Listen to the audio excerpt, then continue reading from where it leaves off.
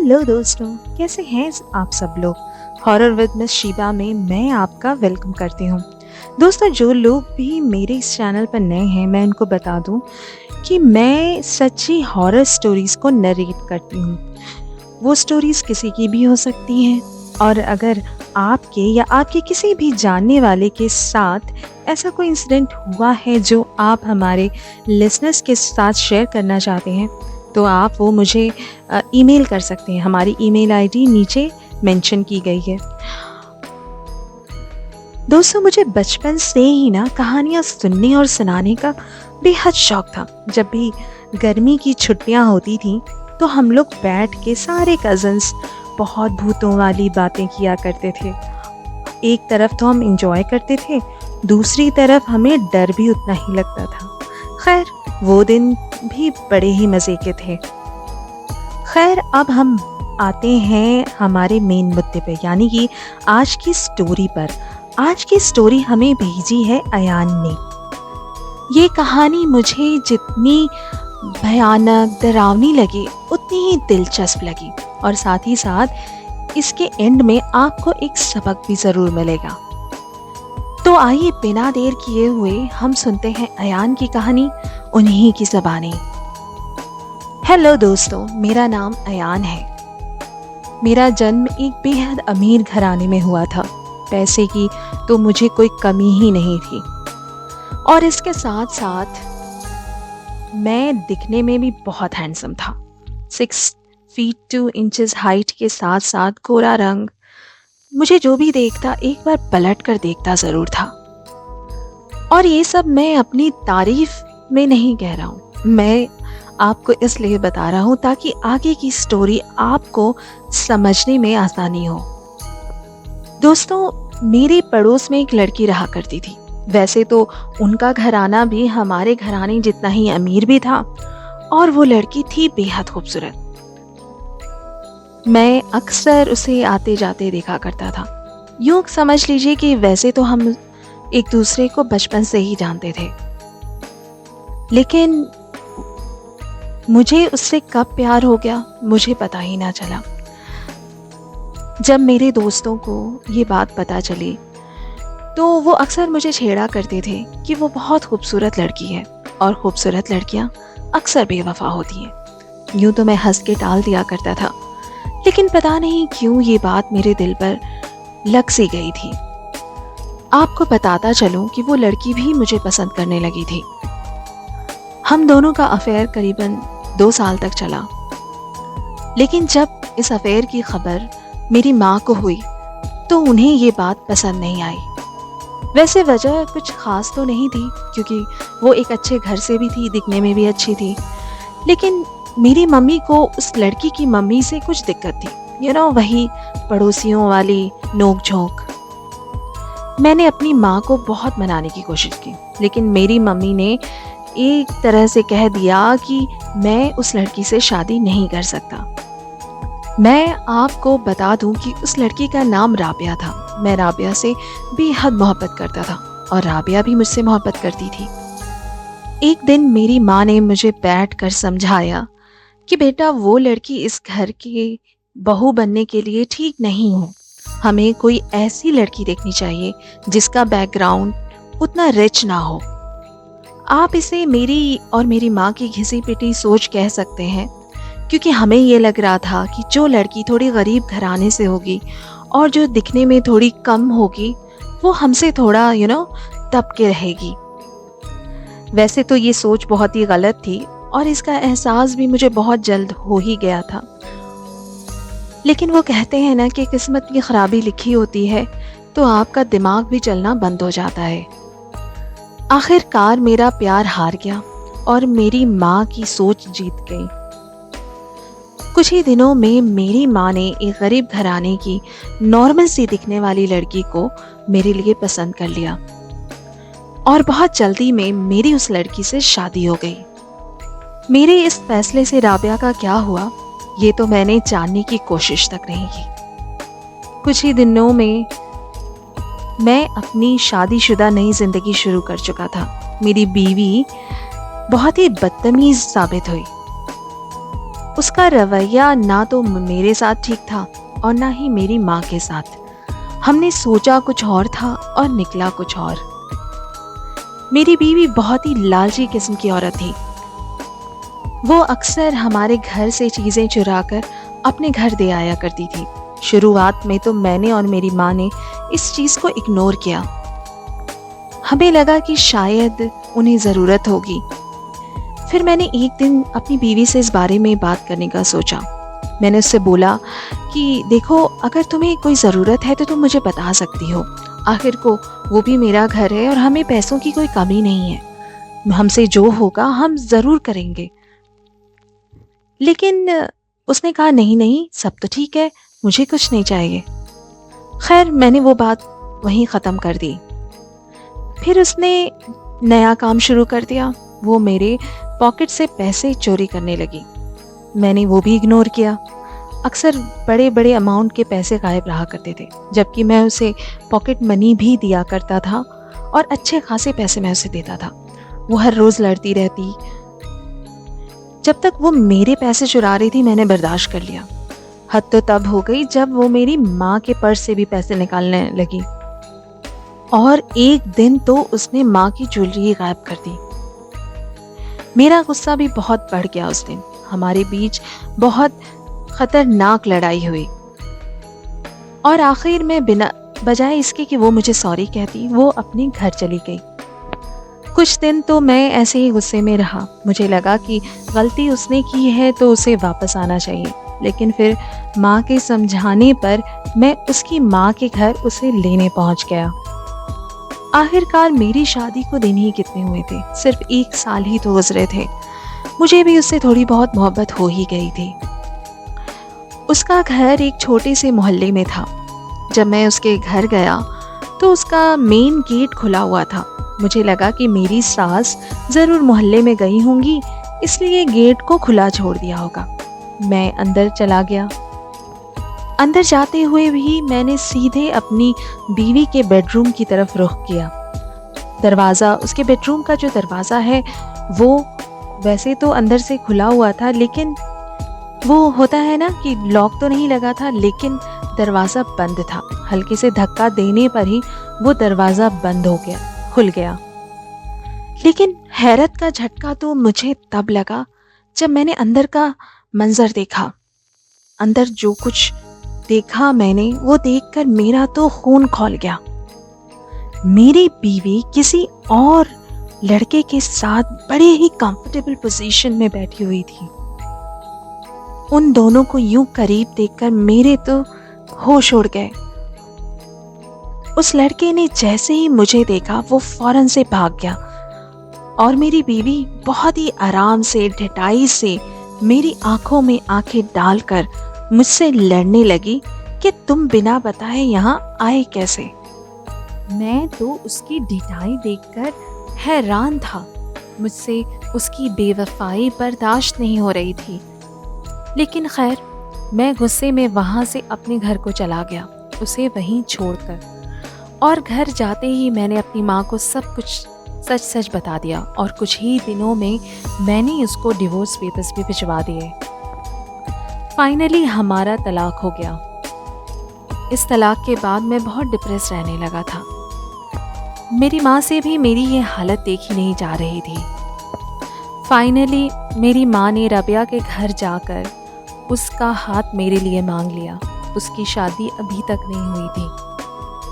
कुछ दिन तक सोचने समझने के बाद उन लोगों ने इस रिश्ते को कबूल कर लिया और रबिया मेरी दुल्हन बनकर मेरे घर आ गई। एक तरह से तो मैं बहुत खुश था कि आखिरकार जिस लड़की से मैं मोहब्बत करता था वो लड़की मुझे मिल गई है। रास्ता भले ही थोड़ा मुश्किल था, जो भी हुआ वो काफ़ी दर्दनाक था, लेकिन मैं ये सोचकर खुश था कि एंडिंग तो अच्छी ही हो रही है। ये मेरी शादी की पहली रात थी। मैं अपने कमरे में गया तो रबिया दुल्हन बन के बैठी हुई थी। मैंने उसके लिए मुँह दिखाई में गोल्ड की घड़ी ली थी। मैं बड़े ही प्यार से उसके पास जाकर बैठ गया और वो उस वॉच को उसको पहनाया। इससे पहले कि मैं उसे कुछ कहता, उसने मेरा हाथ पकड़ लिया। मुझे लगा शायद वो कुछ कहना चाह रही हो।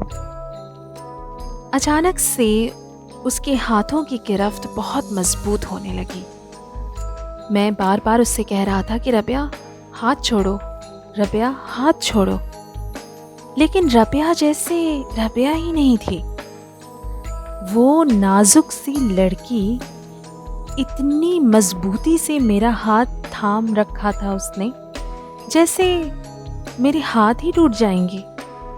देखते देखते वो गिरफ्त इतनी मजबूत होने लगी कि मैं दर्द से कराहने लगा।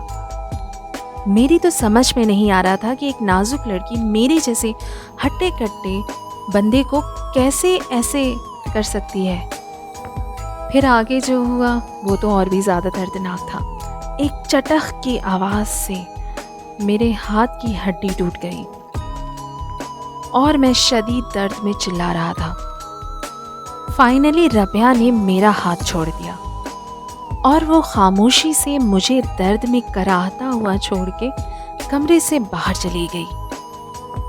थोड़ी देर के बाद वो मेरी मम्मी के साथ कमरे के अंदर एंटर हुई।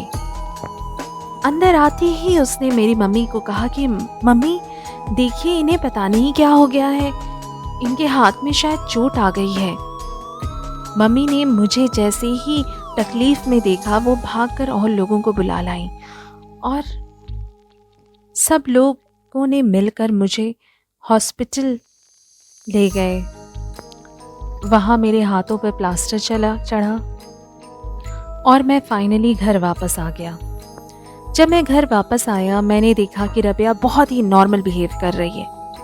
वो तो ऐसे बिहेव कर रही थी जैसे कि कुछ हुआ ही ना हो, और उसकी ये हरकत देखकर मैं अंदर अंदर बहुत ही चिढ़ रहा था। मेरी तो समझ ही नहीं आ रहा था कि वो मेरे साथ ऐसा क्यों कर रही है। मैं अपनी मम्मी से भी कुछ नहीं बता सकता था क्योंकि मुझे लगा कि मेरी माँ तो इस बात पे यकीन ही नहीं करेगी।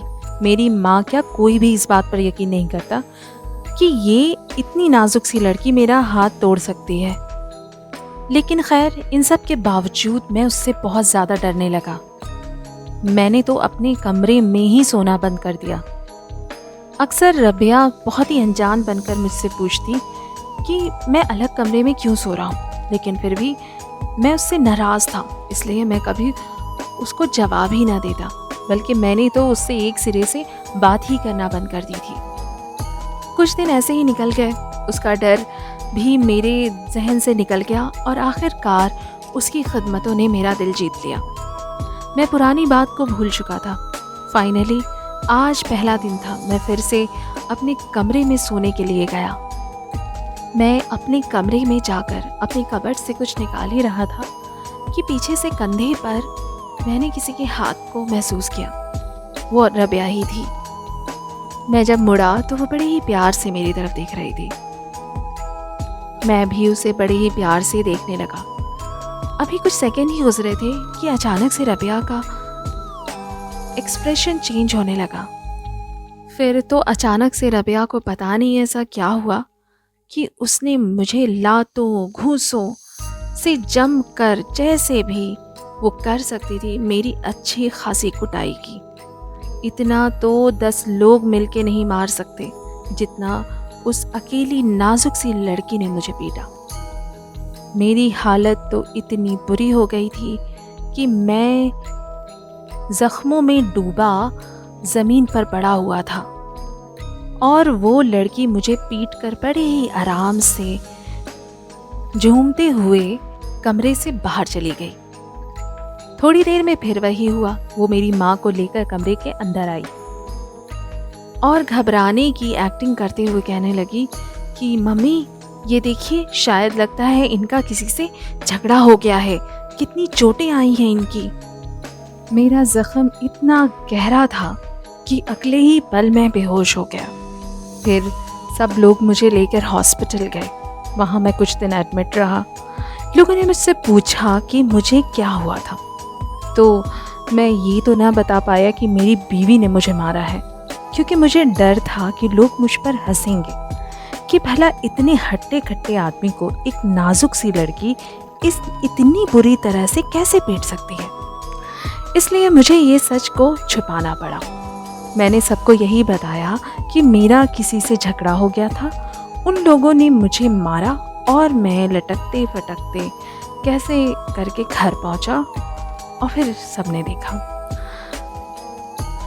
मैंने औरों को तो एक्सप्लेन कर दिया था, लेकिन मेरे दिल में रबिया के लिए इतना ज़्यादा खौफ बन गया था कि मैं उसके साथ अकेले रहने में भी डर रहा था। जब मैं हॉस्पिटल से डिस्चार्ज होकर घर वापस आया तो मैंने अपनी माँ के ही रूम में सोना शुरू कर दिया। लोगों के पूछने पर मैंने ये कहा कि बस मुझे थोड़ा एंजाइटी का इशू हो रहा है, माँ के साथ रहूँगा तो अच्छा महसूस करूँगा। कुछ दिन तक तो मैं माँ के साथ सोया, लेकिन बाद में मेरी माँ को भी शक होने लगा, क्योंकि जब भी रबिया आती मैं उसे देखकर डर जाया करता था। वैसे रबिया बहुत ही नॉर्मल बिहेव कर रही थी। वो लगातार मेरे पसंद का कभी खाना बनाती, वो सारी सेवाएं कर रही थी जो कि एक बीवी अपने शौहर की करती है। वो दिखने में भी बिल्कुल नॉर्मल थी।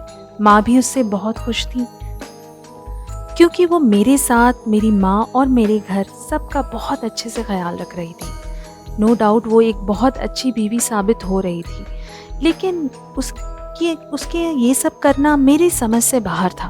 कभी कभी लगता कि शायद वो मुझसे पुराना बदला ले रही है, लेकिन अगर मैं ये बात मान भी लूँ तो ये मुमकिन नहीं था कि वो इतनी नाजुक सी लड़की मुझे इतनी बुरी तरह से पीट सके।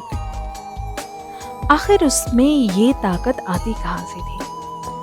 खौफ के साथ साथ मेरा रबिया में इंटरेस्ट पूरी तरह से ख़त्म हो रहा था। आखिरकार जब मेरी माँ ने ज़िद किया तो मुझे बताना ही पड़ गया। मैंने अपनी माँ को सारी आपबीती बता दी। मैंने उन्हें बताया कि माँ, हो सकता है ये इस लड़की को कोई दिमागी बीमारी हो। मुझे तो लगता है इसे मल्टीपल पर्सनैलिटी डिसऑर्डर है। इसे अचानक से पता नहीं क्या हो जाता है और ये मारपीट शुरू कर देती है। मेरी माँ ये सब सुनकर बहुत परेशान हो गई। फिर उन्होंने उसको एक दिमागी डॉक्टर को दिखाया। हैरानी की बात तो ये थी कि उस डॉक्टर ने उसे बिल्कुल ही नॉर्मल करार दिया। डॉक्टर के हिसाब से वो बिल्कुल ठीक थी, उसे कोई बीमारी नहीं थी। आखिरकार मेरी माँ ने मुझसे ये कहा कि हम इसे हमारे ख़ानदानी पीर साहब को दिखाते हैं। मैं तो ऐसे ही परेशान था। मैंने सोचा ठीक है, ये भी करके देख लेते हैं। वैसे भी मैंने माँ से शर्त रखी थी कि जो कुछ भी करना है बहुत ही खामोशी से करना है। मैं नहीं चाहता था कि बाहर के लोगों को इस बारे में पता चले और वो लोग मेरा मजाक उड़ाएं कि ये बंदा अपनी बीवी से मार खाता है। आखिरकार एक दिन हमने अपने पीर साहब को बुलाया। वो यूजुअली यही काम करते हैं। उन्होंने पहले भी बहुत सारे पोजेस लोगों को सही किया है। पीर साहब की उम्र 55 से लेकर 60 के बीच में होगी। वो एक बहुत ही नेक इंसान थे। जब पीर साहब आए तो हम लोग लिविंग रूम में बैठकर इसी मामले को डिस्कस कर रहे थे। तभी अचानक से मैंने देखा कि मेरी बीवी यानी कि रबिया बिल्कुल ही जुनूनी से अंदाज में लिविंग रूम की तरफ चली आ रही है। उसके बाल बिखरे हुए थे और उसका हुलिया बहुत ही अजीब सा था। मुझे देखकर बड़ा ही अजीब लगा, क्योंकि इससे पहले मुझे ये पोजेस्ड वाली कहानियों पर बिल्कुल भी यकीन नहीं आता था। मुझे तो अभी भी ये कोई दिमागी मसला लग रहा था। जब वो पास आई तो मैंने उसके कान में कहा कि ये तुमने क्या हाल बना रखा है, कम से कम ठीक से हुलिया तो करके आओ। इस पर उसने बिल्कुल मेरी तरफ गुस्से भरी निगाहों में देखा और बोला कि चीकू से कहेंगे वरना तेरा सर फाड़ दूंगी। उसकी ये खौफनाक मर्दानी आवाज सुनकर मेरे तो होश ही उड़ गए और मैं जल्दी से अपनी बीवी के पास से हटकर पीर साहब के पास जाकर बैठ गया। इसके बाद तो जो सिलसिला शुरू हुआ वो देखकर मेरी तो आंखें फटी की फटी ही रह गईं। रबिया अजीब सी आवाज़ में लगातार पीर साहब को गालियों पे गालियां दी जा रही थी और पीर साहब बड़े ही इत्मीनान से बैठकर मुस्कुरा रहे थे। मुझे तो रबिया की इस बदतमीज़ी पे बड़ा ही गुस्सा आ रहा था, लेकिन उसकी अंदर से निकलने वाली मर्दाना आवाज़ सुनकर मुझे ये तो यकीन हो गया था कि इसके ऊपर कुछ और ही मामला है। कुछ देर के बाद पीर साहब ने अपने साथ लाई हुई एक बॉटल जिसमें कि दम किया हुआ पानी था रबिया के ऊपर छिड़का। उन्होंने जैसे ही वो पानी छिड़का, रबिया और भी तेज़ी से चीखने लगी जैसे वो दर्द में हो। उसके बाद पीर साहब आगे बढ़े और रबिया के सर पर हाथ रखकर कुछ पढ़ने लगे। थोड़ी ही देर के बाद रबिया बिल्कुल बिना पानी वाली मछली की तरह तड़पने लगी और कुछ ही देर में वो बेहोश होकर ज़मीन पर गिर पड़ी। कुछ देर बेहोश रहने के बाद रबिया जब होश में आई तो वो बिल्कुल नॉर्मल लग रही थी। उसने सबकी तरफ सवालिया नज़रों से देखा कि वो जैसे वो पूछ रही हो कि मैं यहाँ इस हालत में क्या कर रही हूँ। शायद उसने जो भी किया उसे कुछ भी याद नहीं था। मम्मी उसे उसके कमरे में ले गई और उसे सुला दिया।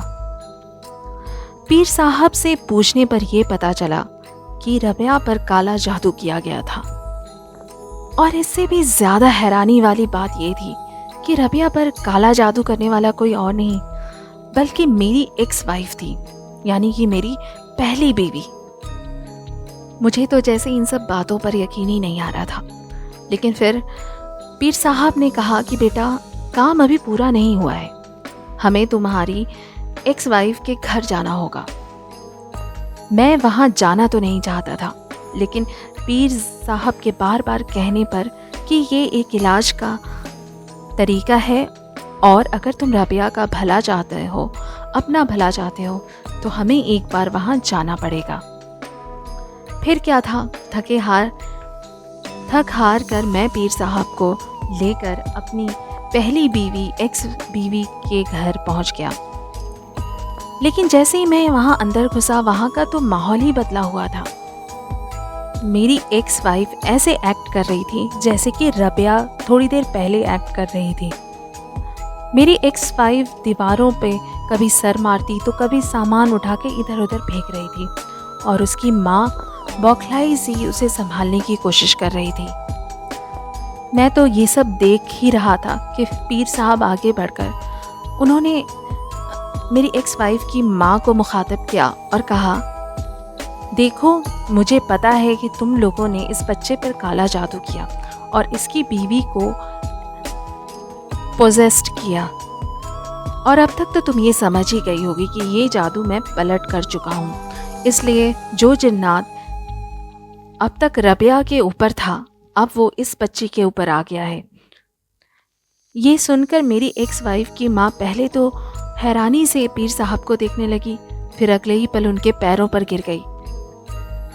वो कभी मुझसे माफ़ी मांगती तो कभी पीर साहब से माफ़ी मांगती, कहती कि हमसे बहुत बड़ी गलती हुई है। दरअसल मेरी बेटी इस लड़के की दूसरी शादी से बहुत ही हर्ट हुई थी और वो इस लड़के से इतनी नफ़रत करती थी कि वो चाहती थी कि ये कभी भी खुश ना रहे, इसीलिए इसने काले जादू का सहारा लिया। लेकिन मैं अब ये गारंटी लेती हूँ कि अब ये ऐसा कभी नहीं करेगी। मेहरबानी करके आप प्लीज़ मेरी बेटी को सही कर दीजिए। लेकिन इस पर पीर साहब ने मुस्कुराते हुए जवाब दिया कि तुम्हारी बेटी के साथ जो हो रहा है वो उसकी ही करनी का नतीजा है, इसमें हम कुछ नहीं कर सकते। मैंने जानबूझकर इसे पोजेस नहीं किया है, बल्कि ये तो बस जो काला जादू उसने किया था उसका जवाब मिला है इसको। इसमें मैं या कोई और कुछ भी नहीं कर सकता। इसलिए ये एक सीख है उन काला जादू करने वालों के लिए जो इसके ज़रिए दूसरों का बुरा करना चाहते हैं, लेकिन आखिर में बुरा उनके साथ खुद ही हो जाता है। खैर, मुझे उसको इस हालत में देखकर दुख तो हो रहा था, लेकिन गलती भी उसी की थी, मैं कुछ नहीं कर सकता था। मैं और पीर साहब वहाँ से वापस आ गए। और अब मैं आपको बता दूँ कि मेरी बीवी राबिया बिल्कुल ही नॉर्मल है, और वो इतनी अच्छी बीवी साबित हुई है कि मैं आपको बता ही नहीं सकता। मेरी ज़िंदगी बहुत ही खुशहाल है और हम लोग एक बहुत ही खुशियों से भरी ज़िंदगी जी रहे हैं। तो दोस्तों, उम्मीद करती हूँ कि आपको ये कहानी पसंद आई होगी और आपने ये सीख ज़रूर ली होगी कि काला जादू कितना ख़तरनाक होता है। और इसके साथ साथ अगर आपको ये स्टोरी पसंद आई है तो मेरे चैनल को लाइक, शेयर और सब्सक्राइब ज़रूर कर दें। और अगर आपने मेरे चैनल को सब्सक्राइब नहीं किया तो एक दिन आज आपके इंतज़ार में होगा। Bye bye.